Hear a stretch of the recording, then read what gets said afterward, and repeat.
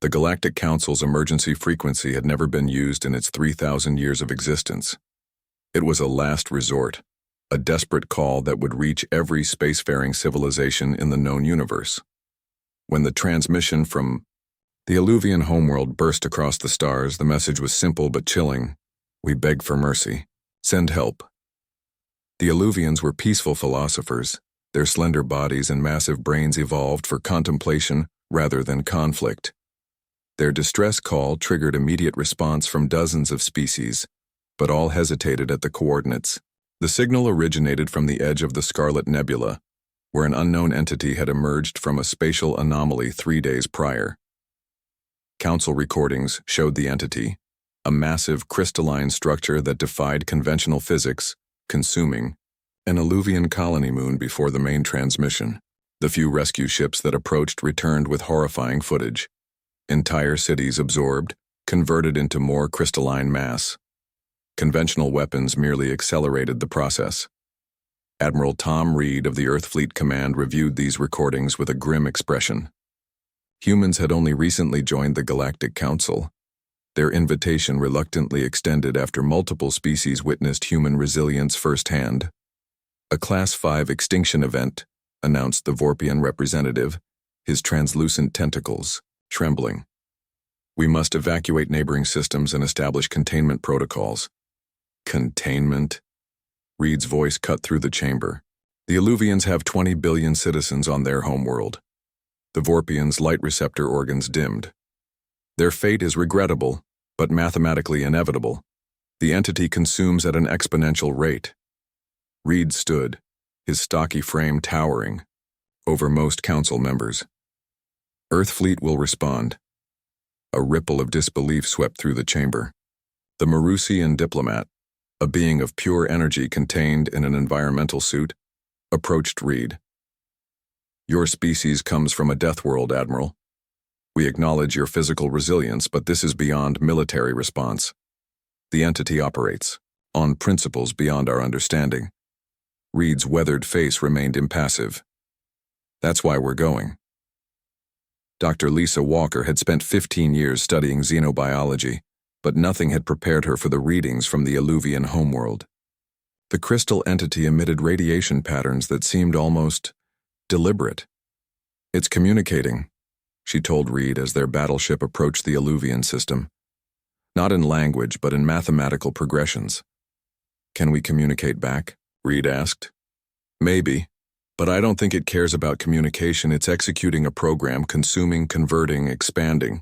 The view from the bridge revealed the horror in full. Half the azure planet was already encased in pulsating crystal. Billions of life signs still registered on the unaffected hemisphere, huddled in terror as death inexorably approached. Reed activated the fleet-wide channel. All ships, this is Admiral Reed. Conventional weapons are ineffective. Deploy the Prometheus protocol. The words sent a chill through the bridge. The Prometheus protocol had never been field-tested, deemed too dangerous by the Council's safety regulations. It was essentially a controlled spatial collapse, a miniature black hole that would theoretically implode after consuming its target, leaving no radiation or debris. The collateral damage, Walker began, will be less than total extinction, Reed finished. Evacuate as many Alluvians as possible while we prepare. The crystal entity detected the human fleet's approach. Its structure shifted, tendrils of crystal, extending upward through the atmosphere toward the ships. Several smaller vessels were immediately ensnared, their hulls cracking as crystal began forming inside them. On the planet's surface, thousands of human dropships landed, disgorging soldiers in heavy environmental suits. While other species had sophisticated teleportation technology, humans still relied on boots on the ground, and today, that proved an advantage. The crystal couldn't track or anticipate their movements the way it could with energy signatures. James Baker, a veteran Marine, led his squad through the crystalline forest that had once been an Alluvian city. The buildings were still recognizable but now translucent, with strange energies pulsing through them. Keep moving, he ordered, as his team escorted terrified Alluvians toward the evacuation points. Don't touch anything crystallized. An Alluvian, Child stumbled, its four limbs trembling with exhaustion. Baker scooped it up without breaking stride. The child's large eyes widened in surprise. "You came," it whispered in halting common. "The others said no one would come." Baker's grim expression softened momentarily. "We know something about fighting impossible odds."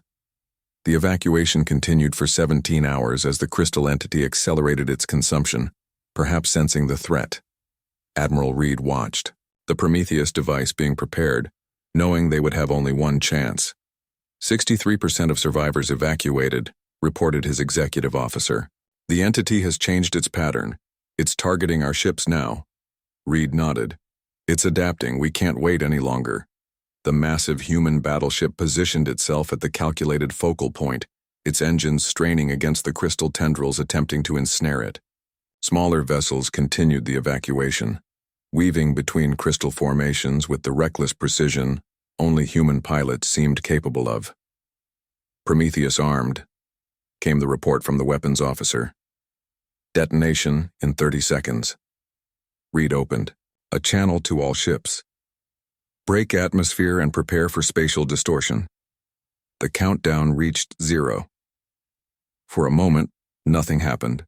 Then a pinprick of absolute darkness appeared at the center of the crystal entity. It expanded rapidly, consuming crystal, atmosphere, and the unfortunate sections of planet already transformed. The black sphere grew until it was visible from space, a perfect void against the blue planet. Just as the scientists had predicted, the artificial singularity reached critical mass and began to collapse upon itself. The vacuum it left behind caused the atmosphere to rush inward, creating storm systems that would take decades to stabilize. But the planet remained. The crystal entity was gone.